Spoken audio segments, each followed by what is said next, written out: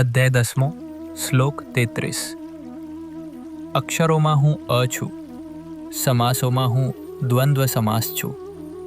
હું અક્ષય કાળ છું અને સર્વ દિશાઓમાં મુખ ધરાવતો કર્મફળનો વિતરણ કરનાર છું. બ્રહ્મ એક અપ્રગટ વાસ્તવિકતા છે, જે પોતાને નાદ બ્રહ્મ અથવા ધ્વનિ વાસ્તવિકતા તરીકે પ્રગટ કરે છે. બ્રહ્માંડમાં ધ્વનિના કુલ સમરૂપ સરવાળો ઓમ છે. આ એકાક્ષરનો પહેલો અક્ષર અ છે. ઉપરાંત અન્ય બધી ભાષાઓમાં પહેલો અક્ષર અ છે. મુખ જે પહેલો અક્ષર ઉત્પન્ન કરી શકે છે તે પહેલો અક્ષર અ છે. જેમ કે શબ્દમાં સાંભળવામાં આવે છે, કારણ કે તે ગળાના સૌથી ઊંડા સ્તરથી નીકળે છે. અ એ શ્રેષ્ઠ અક્ષર છે. તેથી ભગવાન કહે છે કે અક્ષરોમાં હું અ છું. જ્યારે બે અથવા વધુ શબ્દોને જોડીને એક નવો શબ્દ બનાવવામાં આવે છે, ત્યારે સંસ્કૃત વ્યાકરણમાં તેને સમાસ કહેવામાં આવે છે. સંસ્કૃતમાં સમાસના વિવિધ પ્રકારો છે. તેમાંનો એક છે દ્વંદ્વ સમાસ. દ્વંદ્વ સમાસમાં બે શબ્દો જોડાય છે, પરંતુ તેમાં કોઈ એક શબ્દ બીજાથી મુખ્ય નથી હોતો. બંને શબ્દો સમાન મહત્વ ધરાવે છે અને નવા બનેલા શબ્દમાં પરસ્પર સહ અસ્તિત્વ ધરાવે છે. ઉદાહરણ તરીકે માતા પિતા, રામ લક્ષ્મણ વગેરે. અહીં બંને શબ્દોનું મહત્વ સમાન છે, કોઈ એક બીજા પર આધારિત નથી.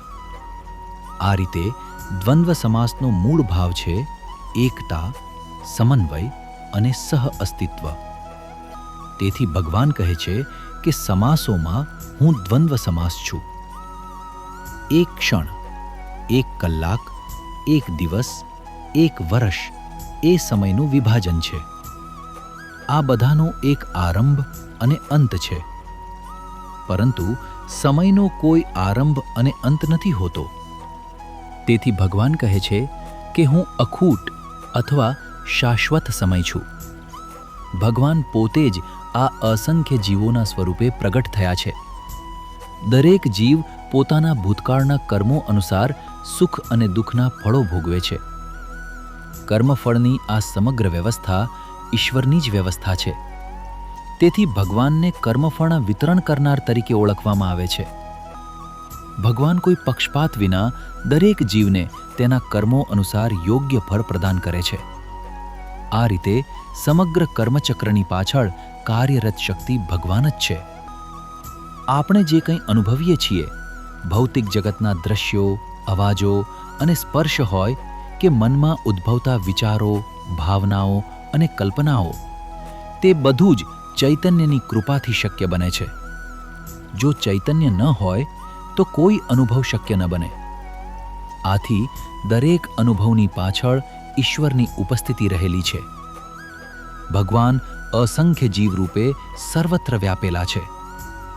દરેક વ્યક્તિ, દરેક પ્રાણી અને દરેક ચેતન અસ્તિત્વમાં તે જ ચૈતન્ય વિવિધ સ્વરૂપે પ્રગટ થાય છે.